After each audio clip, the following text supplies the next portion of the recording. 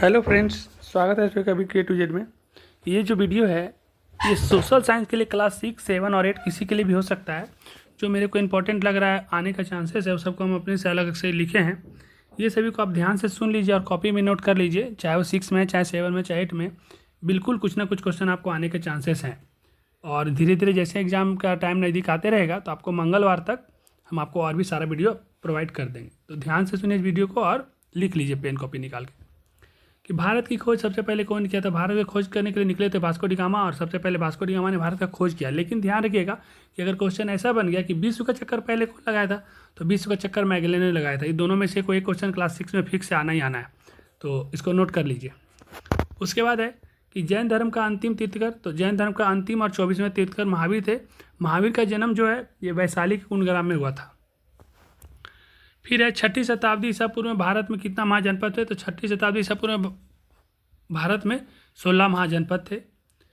एक है 23.5 डिग्री उत्तरी अक्षांश और 23.5 डिग्री दक्षिणी अक्षांश। तो देखिए 23.5 डिग्री उत्तर जाएंगे, उत्तरी अक्षांश में आएंगे तो कर्क रेखा जो भारत के 8 राज्यों से गुजरती है, और 23.5 डिग्री दक्षिण में आएंगे तो कर्क रेखा है ना। और हमारा पृथ्वी 23.5 डिग्री झुका हुआ है। पहले खाली जगह में करके दिया रहेगा कि पहले औजार के बने होते थे। पहले जो औजार है ना पत्थर के बने होते थे। फिर एक गौतम बुद्ध का जन्म कहाँ हुआ था, तो लुम्बिनी नेपाल में गौतम बुद्ध का जन्म हुआ था। लोकतंत्र में सत्ता की शक्ति किसके पास होती है, तो जनता या प्रजा बोल सकते हैं। तो जनता या प्रजा कुछ भी रह सकता है ऑप्शन में, तो आप कर लीजिएगा। उसके बाद एक क्वेश्चन रह सकता है मिलान करने के लिए, तो मिलान करने हम सीधा सीधा लिख दिए कि गौतम बुद्ध जो थे वो अष्टांगिक मार्ग पे चलते थे। लिच्छवी जो था वो वैशाली में, और मंगल को हम लोग लालगरा भी बोलते हैं। और ओणम एक त्यौहार है जो केरल में मनाया जा रहा है। जिनको वीडियो साफ दिखाई नहीं देगा वो क्वालिटी 720 कर लीजिएगा, साफ साफ दिखाई दे देगा। उसके बाद वस्तु विनिमय प्रणाली से क्या समझते हैं, अगर लिखने के लिए आ गया 2 नंबर के लिए, तो लिखिएगा कि जब किसी एक वस्तु के बदले दूसरी वस्तुओं को लेना देना होता है, यानी वस्तु के बदले वस्तु लेते हैं, तो उसे वस्तु विनिमय प्रणाली कहते हैं। इसको लिख लीजिए। उसके बाद है पाषाण युग की मुख्य विशेषता लिखिए। पाषाण यानी पत्थर युग की बात हो रही है, पुराना युग, पूरा पाषाण काल जो होता था। तो पाषाण युग की मुख्य विशेषता अगर बोलेगा तो उसमें औजार जो था ना, हाथ का कुल्हाड़ी था और पत्थर के बने हुए बहुत सारे औजार होते थे, वही पाषाण युग है, पत्थर वाला युग।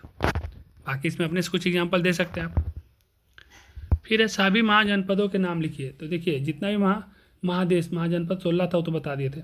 सभी महादेशों के नाम लिखिए। तो महादेश कितना आप लोग को मालूम ही है, तो एशिया, अफ्रीका, यूरोप, उत्तरी अमेरिका, दक्षिणी अमेरिका, ऑस्ट्रेलिया, अंटार्कटिका, ये सब आप लिख लीजिएगा, आने का संभावना है।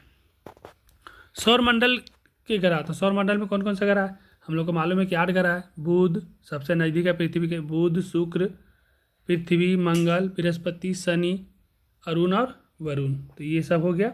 उसके बाद एक और क्वेश्चन बता देते हैं कि वायुमंडल। तो वायुमंडल पृथ्वी के चारों ओर फैली गैसीय जो आवरण को देखते हैं वायुमंडल कहते हैं। इसका अलग अलग 5 लेयर है: क्षोभ मंडल, समताप मंडल, मध्यमंडल, आयन मंडल और ब्रह्मंडल।